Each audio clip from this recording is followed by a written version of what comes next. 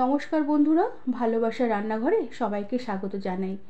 বন্ধুরা, অনেক সময় হয় কি ফ্রিজে একটা দুটো করে সবজি পড়ে থাকে যেগুলো আমাদের খাওয়া হয় না। আজ আমি সেরকমই ফ্রিজের কোণে পড়ে থাকা কয়েকটা সবজি দিয়ে একটি নিরামিষ ঘ্যাট বানাবো। রেসিপিটি ভালো লাগলে একটি লাইক, শেয়ার আর সাবস্ক্রাইব করে দেবার অনুরোধ রইল।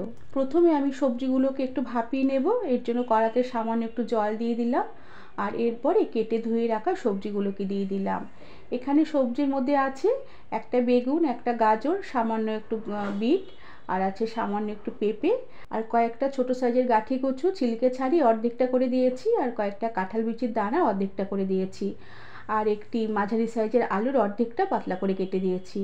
এবার এই সবজিগুলোর মধ্যে আমি সামান্য একটুখানি বাঁধাকপি কুচিয়ে দিলাম আর সামান্য একটু নুন দিয়ে ফুল ফ্লেমে সবজিগুলোকে 3 থেকে 4 মিনিটের মতন ভাপিয়ে নেবার পরে গ্যাসের আঁচ বন্ধ করে দিয়ে আরও 3 থেকে 4 মিনিট এভাবে রেখে দেব, আর তারপরে জল ঝরিয়ে নেব।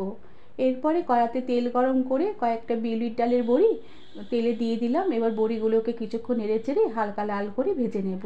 আর কিছুক্ষণ এভাবে ভেজে নেবার পরে বড়িগুলো হালকা লাল হয়ে আসলে কড়া থেকে তেল ছেঁকে উঠিয়ে রেখে দিলাম।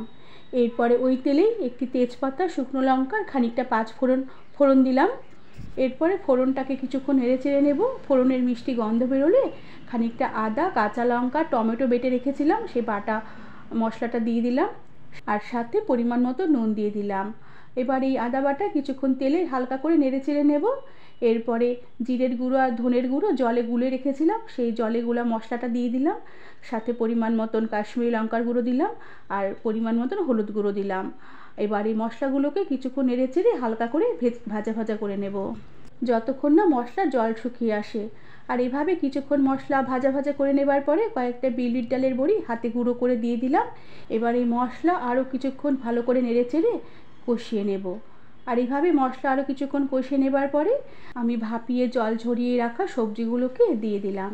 এবার সবজিগুলোকে দেওয়ার পরে এই মশলার সাথে বেশ ভালোভাবে নেড়ে চেড়ে আমি মিশিয়ে নেব।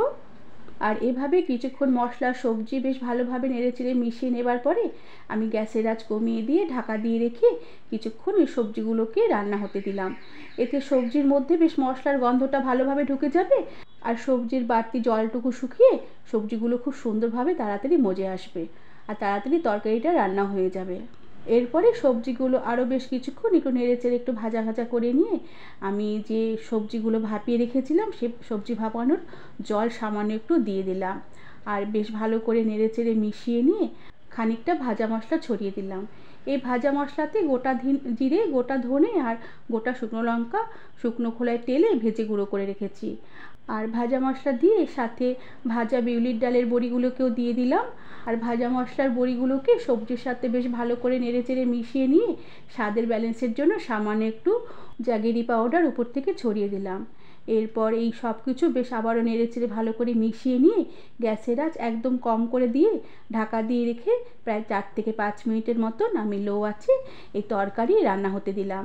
আর মিনিট 5 লো আঁচে এভাবে ঢাকা দিয়ে রান্না করে নেবার পরে ঢাকনা খুলে দিলাম। তরকারি খুব সুন্দরভাবে মাখা মাখা হয়ে এসেছে আর খুব সুন্দরভাবে সেদ্ধ হয়ে এসেছে।